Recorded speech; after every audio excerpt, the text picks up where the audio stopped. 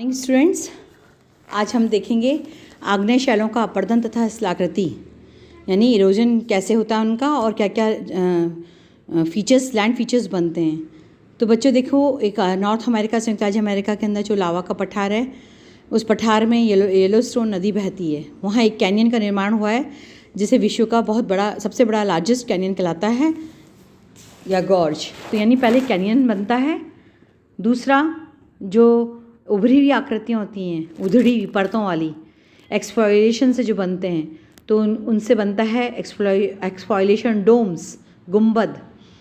फिर जो येसिमाइट घाटी का गुंबद है, या रियो जेनेरो का शुगर लोफ है, या स्टोन माउंटेन जॉर्जिया स्टेट का यूएसए का जो गुंबद है, ये तीनों बेस्ट एग्जाम्पल हैं। तो मैं ये सिर्फ आपको इसलिए बता रही हूँ ताकि आपके जीके के अंदर ये सुना हुआ लगे, है ना। तो एक्सप्लोरेशन गुंबद जो हैं, अगल बगल ग्रेनाइट शैलें होती हैं और आसपास जो हल्की परतें होती हैं वो उखड़ जाती हैं और वो एक डूम टाइप उभार जैसा दिखता है, इसलिए इसको हम एक्सप्लोरेशन गुंबद बोलते हैं। तीसरा बच्चों, एक घाटी का जो भाग होता है एक टोपी के नुमा दिखाई देता है। वैली के अंदर जो हार्ड रॉक रह जाती है वो एक फ्लैट टोपी की तरह है, उसको हम मैसा बोलते हैं, MESA, और हिंदी में मैसा, सा स्लेट पे आकी माता। ये स्पेनिश वर्ड है, इसका अर्थ मतलब है टेबल या मेज, ठीक है, टॉप टेबल की तरह, जब अपने टेबल जिस पे लिखते हैं अपन वो। तो ग्रांड मैसा जो है ये बहुत बेस्ट एग्जाम्पल है।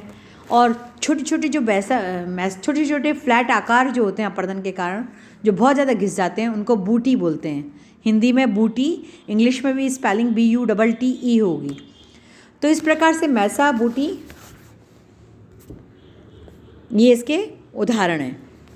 और ये यहाँ पर हैं मैसा के उदाहरण कोलोराडो में, व्योमिंग मियो में, मैक्सो स्टेट के अंदर।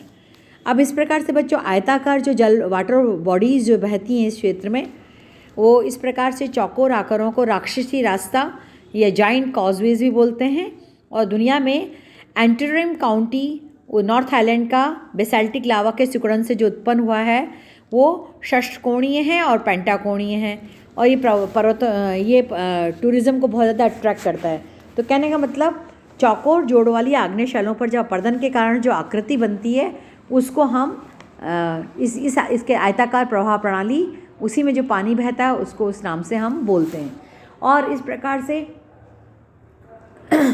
हॉगबैक्स जो कटक में बदल जाते हैं, नुकीले नुकीले हिस्से, वो हॉगबैक्स कहलाते हैं। क्वेस्टा का निर्माण होता है। क्वेस्टा या हॉगबैक्स में यह अंतर होता है कि क्वेस्टा का ढाल डिप वाले ढाल वाला नहीं होता, यानी खड़ा सीधा डिप वाला ढाल नहीं होता, वरन झुका हुआ होता है। तो क्वेस्टा भी स्पेनिश शब्द है, इसका मतलब होता है पहाड़ी श्रेणी, मतलब जो घिस जाती हैं दोनों तरफ से, तीखे नुकीले हुक्स टाइप भाग होते हैं, उसको हम क्वेस्टा बोलते हैं। अब बेटा आग्नेय शैल बहुत ही इम्पॉर्टेंट है। इम्पॉर्टेंस उसकी ये है, महत्व इनका, कि इसमें लोहा, हीरा, सोना, चांदी, निकल, प्लैटिनम, मैग्नीज और granite, rhyolite, pegmatite, syenite, diorite, andesite, ग्रेबो, बेसाल्ट, डोलेराइट, पेरिडोटाइट, ये सारे खनिज और बहुमूल्य पत्थर मिलते हैं जो कि हमारे इकोनॉमी या हमारे काम बहुत आते हैं। सड़क निर्माण में डोलोराइट का या बेसाल्ट का निर्माण होता है, बेसाल्ट से निर्माण होता है। आग्नेय चट्टान ग्रेनाइट से हम घरों में मकान जब बनाते हैं तब काम में लेते हैं। और आग्नेय शैलों के कठोर और नॉन पोरस होने के कारण, अप्रवेश्य होने के कारण, भूमि का जल जो है इसमें बहुत गहराई पे मिलता है। और जहाँ पर उष्ण भाग हैं वहाँ उष्ण जल स्रोत, गंधक और खनिज मिश्रित जल मिलता है। अब इस प्रकार से कुल मिलाकर के अपरदन और अनाच्छादन की शक्तियों से इस प्रकार से भूभाग मिलते हैं। Economically they are very good, इसलिए हम आर्थिक विशालता के आधार पर इनको, आर्थिक समृद्धता के आधार पर आग्नेय शैलों को बहुत महत्वपूर्ण मानते हैं। अब बच्चों सेकंड टाइप की जो चट्टानें हैं वो हैं अवसादी चट्टानें, सेडिमेंट्री रॉक्स। अवसादी का मतलब है नीचे बैठना, लेयर्स पे लेयर। तो वॉरचेस्टर ने अवसादी शैलों को प्राचीन शैलों और खनिजों के अवसादी परत के रूप में संगठित होने से निर्मित होने वाली परतों के रूप में जो जाना जाता है या कहा जाता है, उसको परतदार चट्टान या स्तरित स्ट्रेटिफाइड रॉक्स कहते हैं। तो अवसादी चट्टानों में जो है ऊपरी भाग जो होता है वो उठा हुआ भाग अपनीति और नीचे धंसा हुआ भाग अभिनीति कहलाता है। यानी ऊपर हल्की सी वेव्स, लहर जो होती है ना, तरंग, लहर की नुमा आकृति होने के कारण भी इनको हम अवसादी, परतदार और स्तरित चट्टानों के नाम से जानते हैं। हिंदी में ये नाम है, इंग्लिश में तो एक ही नाम है, सेडिमेंट्री रॉक्स। तो हमारे भूपृष्ठ पर बच्चों 95% आग्नेय चट्टान और कार्यान्तित चट्टानें मिलती हैं। केवल 5% भूभाग पर ही हमारे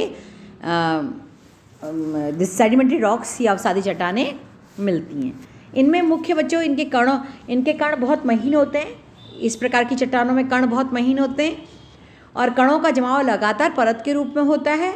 अधिक भार और दाब के कारण चट्टानें काफ़ी संगठित हो जाती हैं। They become very compact. जो इनके शैलों के जो कण होते हैं वो बहुत इकट्ठे हो जाते हैं। सिलिका, कैल्साइट, लौह मिश्रण अवसादी जालों के संयोजक तत्व हैं। यानी इसमें कॉम्बिनेशन होता है सिलिका का, कैल्साइट का और लौह मिश्रण, जिसमें हल्का सा आयरन कंटेंट्स मिलेंगे, हल्के से, बहुत ज़्यादा नहीं। तो ये इस प्रकार से अवसादी चट्टानें होती हैं। अब इनकी विशेषताएं बच्चों, पहली विशेषता तो अवसादी चट्टानों की, इसमें चट्टान जो होती है वो चूर्ण फॉर्म में होती है, मतलब क्रश्ड फॉर्म में होती है। इसमें जीवाश्म और वनस्पतियों के अवशेष पाए जाते हैं। जीवाश्म मतलब फॉसिल्स, और fossils of animals, fossils of plants, ये इसमें पाए जाते हैं। इनकी सहायता से चट्टानों का निर्माण का समय हमें आराम से पता लगता है। किसकी सहायता से? फॉसिल्स को देख के, स्टडी करके हमें पता लग जाता है कि चट्टान कितने साल पुरानी है। देन क्रस्ट के सबसे ऊपरी भाग पर, यानी हमारे क्रस्ट या भूपृष्ठ पर या भूप्रपटी के ऊपर 79% जो चट्टानें हैं वो अवसादी हैं। मतलब जो हम देखते हैं ना, एग्रीकल्चर कर रहे हैं हम, ये सब बारीक कण, महीन कणों से निर्मित भूपृष्ठ है, इसलिए ये 75% अवसादी चट्टानें हैं। और इनका क्षेत्रीय विस्तार की दृष्टि से भले ही अधिक नहीं है, पर भूपृष्ठ के निर्माण और उसकी गहराई को ये मापने में हेल्प करती हैं। तीसरा, इन परतों में रवा बिल्कुल नहीं मिलता है, क्रिस्टलाइन नेचर नहीं होता है इन चट्टानों का। चौथा, ये संगठित और असंगठित या ढीली भी हो जाती हैं। जहाँ पे भी जॉइंट्स इसके ब्रेक होते हैं वहाँ ये लूज जाती हैं। और संयोजक तत्व और खनिजों की मात्रा के ऊपर निर्भर करता है। जैसे खाली सिलिका होगी तो जल्दी लूज होगा, कैल्साइट और लोहा मिश्रण कण होंगे तो लूज कम होगी। इसी प्रकार से नेक्स्ट पांचवा तत्व है इसमें, अवसादी छालें जो हैं क्षैतिज रूप में कम पाई जाती हैं, पार्श्ववर्ती रूप में यानी हॉरिजॉन्टली सिलेंड्रिकल शेप में, कटाव के रूप में, तिरछे कटाव के रूप में ये ज़्यादा पाई जाती हैं, जो कि परतों के मोड़ के द्वारा निर्माण होता है। और जहाँ कहीं पे भी अधिक दबाव पड़ता है वहाँ ये चट्टानें टूट जाती हैं। अब इनमें बच्चों क्रिस्टलाइन नेचर नहीं होता है। नेक्स्ट बिंदु है, क्रिस्टलाइन नेचर नहीं होता, पर इनमें जॉइंट्स होते हैं, संधियाँ होती हैं, फ्रैक्चर्स होते हैं, फ्रैक्चर्स, संधियाँ, है ना, जॉइंट्स। तो ये वहाँ से वीक होती हैं। और इसी के आधार पर सातवां बिंदु बनता है कि अवसादी चट्टानें एक तो वर्टिकल पार्श्ववर्ती होती हैं और चट्टानें कोमल होती हैं, इसलिए इन पर अपरदन का प्रभाव बहुत शीघ्रता से पड़ता है। ये तो इसकी मोटी मोटी विशेषताएं हुई। अब है अपरदन चट्टानों का वर्गीकरण बच्चों। अपरदन चट्टानों के वर्गीकरण में हम देखें तो इनका निर्माण जो है अनेक गतिशील साधन योग देते हैं, जैसे हवा है, नदी है, हिमानी है, समुद्री वेव है। ये गति होती है ना, इनमें मूवमेंट होता है, तो अपरदन का कार्य करते हैं। और अपरदन का कार्य ये सारे एजेंट नेचुरल प्राकृतिक कारक करते हैं या गतिशील साधन या कारक करते हैं। तो एक स्थान से कटाव होता है और दूसरे स्थान पर जमाव की प्रक्रिया होती है, और इस प्रकार से चूर्णों के जमाव से शैलदार पर्वत बनती हैं। तो इस रासायनिक, इसलिए चूर्ण के आधार पर, ये चट्टा टुकड़ों के आधार पर, रासायनिक घुलनशील पदार्थों की मात्रा के आधार पर और कार्बनिक पदार्थों की मात्रा के आधार पर अवसादी चट्टानें 3 प्रकार की होती हैं। समझ में आ गया? मतलब जो इनमें मिट्टी के कण मिलते हैं वो, या इनमें जो केमिकल डिज़ोल्व्स जो होते हैं, घुलनशील पदार्थ जो होते हैं, और कार्बनिक पदार्थ कार्बन पदार्थ एलिमेंट्स जो होते हैं उस आधार पर इनको हम 3 कैटेगरी में बांटते हैं। किनको? अवसादी शैलों को। 3 कैटेगरी कौन से हैं बच्चों? पहला है चट्टान चूर्ण से निर्मित चट्टान यानी clastic rocks, CLASTIC clastic rocks. दूसरा रासायनिक पदार्थों से निर्मित नॉन क्लास्टिक रॉक्स। तीसरा कार्बनिक तत्वों से निर्मित कार्बोनिफेरस या कार्बोनियस रॉक्स, फेरस नहीं सॉरी, कार्बोनियस रॉक्स। पहले प्रकार की चट्टान जो है बेटा चट्टान चूर्ण से, इसमें अपक्षय द्वारा चट्टानों का विघटन होता है छोटे छोटे टुकड़ों में और महीन टुकड़ों में चट्टानें टूट जाती हैं और विभिन्न अपरदन के साधन जो हैं इसको एक स्थान से दूसरे स्थान पर निरंतर जमाव करते हैं।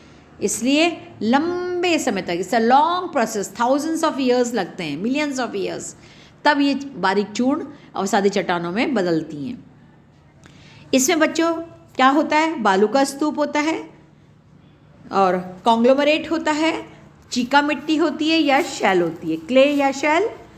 कॉन्ग्लोमरेट को हिंदी में कॉन्ग्लोमरेट ही बोलेंगे, इंग्लिश में भी कॉन्ग्लोमरेट बोलते हैं। और बालू का पत्थर को हम सैंडस्टोन बोल सकते हैं। तो बच्चों पहला जो है बालू का पत्थर, ये इसमें बालू का जैसे कि निर्माण जो रेत के निर्माण में सहायक होती है, रेत जो मिलती है अपनी, रेत जो अपनी अर्थ भू प्रॉपर्टी पर मिलती है वो क्वार्ट्ज से मिलती है, क्वार्ट्ज है ना। और ये टुकड़े टूट टूट करके जब इकट्ठे होते हैं तो ये बालू का पत्थर या क्वार्ट्ज के रूप में डेवलप हो जाते हैं। और अधिकांशतः बालू का पत्थर शैल में पानी आसानी से प्रवेश कर जाता है। पोरोसिटी ऑफ रॉक्स, सांद्रता या पानी आराम से प्रवेश कर जाता है, रिस कर पानी चला जाता है। इसलिए पाताली कुएं बालू का पत्थर वाले शैलों में ही पाए जाते हैं। यानी जो आपके आर्टिजियन वेल्स होते हैं या जो कुएं हैं आपके पाताली कुएं जो नेचुरल सोर्स हैं वो आपके कहाँ मिलते हैं? जहाँ बालू का पत्थर सैंडस्टोन्स या क्वार्ट्ज से जो निर्मित रॉक्स हैं उनमें मिलता है।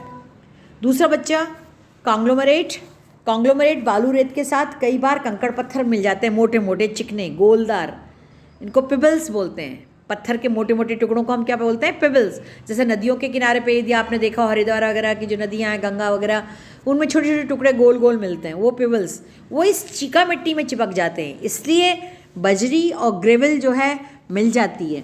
तो कॉन्ग्लोमरेट में क्या होता है? पत्थरों के टुकड़े होते हैं, पिबल्स होते हैं, चीका होती है, बजरी होती है और ग्रेवल्स होते हैं। और क्वार्ट्ज के दिखता होने के कारण ये गोलाकार न होकर के नुकीले हो जाते हैं, इनको ब्रेसिया कहते हैं, ब्रेसिया। तो कॉन्ग्लोमरेट अपनी कठोरता के कारण कई प्रकार की स्थलाकृतियों का निर्माण करता है और कई सागियों की स्थलाकृतियों लैंडफॉर्म्स को बनाने में कॉन्ग्लोमरेट का योगदान है। तीसरा चीका मिट्टी, क्ले या शेल। तो चीका मिट्टी में बच्चों इसमें मैंने जैसे बोला आपके बहुत महीन कण होते हैं, निक्षेपण के द्वारा बनती हैं ये, खासकर जहाँ बाढ़ें आती हैं उसके नीचे या पानी का जो नीचे तल जमाव होता है वो सागर के तलों पे बाढ़ के समय, झील में, नीचे तालाबों में देखा होगा ना आपने, बहुत चिकनी चिकनी मिट्टी होती है, उस तरह का शेल जमा हुआ होता है, इसको सिल्ट बोलते हैं। इनका आकार L/32 से लेकर L/256 मिलीमीटर्स व्यास होता है, बहुत महीन, और इसको हम सिल्ट कहते हैं। क्ले का और चीका का व्यास तो इससे भी कम होता है, L/256 से लेकर L/8192 मिलीमीटर्स, बहुत महीन कण होते हैं, इसको हम क्ले या चीका कहते हैं। बच्चों ये जो आकार है ना ये काम आता है एग्जामिनेशन में, जीके में। तो काउलिन्स जो होते हैं, क्ले में काउलिन की प्रधानता होती है, सिल्ट और क्ले के संगठित हो जाने पर ही शेल का निर्माण होता है। शेल कैसे बनती है बच्चों? सिल्ट और क्ले के निर्माण से। और सेल के अंदर अप्रवेश्य स्वभाव होने के कारण यानी नॉन पोरस होती है, इसलिए विश्व के सर्वाधिक तेल के भंडार शैलों में मिलते हैं। तो वापस से सुन लीजिए, सिल्ट और क्ले के मिलने से क्या बनता है? शेल बनती है, शेल है ना, SHALE, हिंदी में तो सेल बोलते हैं और अंग्रेजी में शेल बोलते हैं। और ये बहुत नॉन पोरस होती है, इसलिए इसमें सबसे ज़्यादा विश्व में तेल के भंडार मिलते हैं। तो आज के लिए इतना ही। ये हुआ हमारा अपरदन की रॉक्स चट्टान चूर्ण से निर्मित के आधार पर। आज हमने आग्नेय अवसादी चट्टानों की डेफिनेशन देखी उनके निर्माण की बात करी, और वर्गीकरण में हमने जो 3 वर्गीकरण की बात है वो पहला करा, चट्टान चूर्ण से निर्मित। Thank you.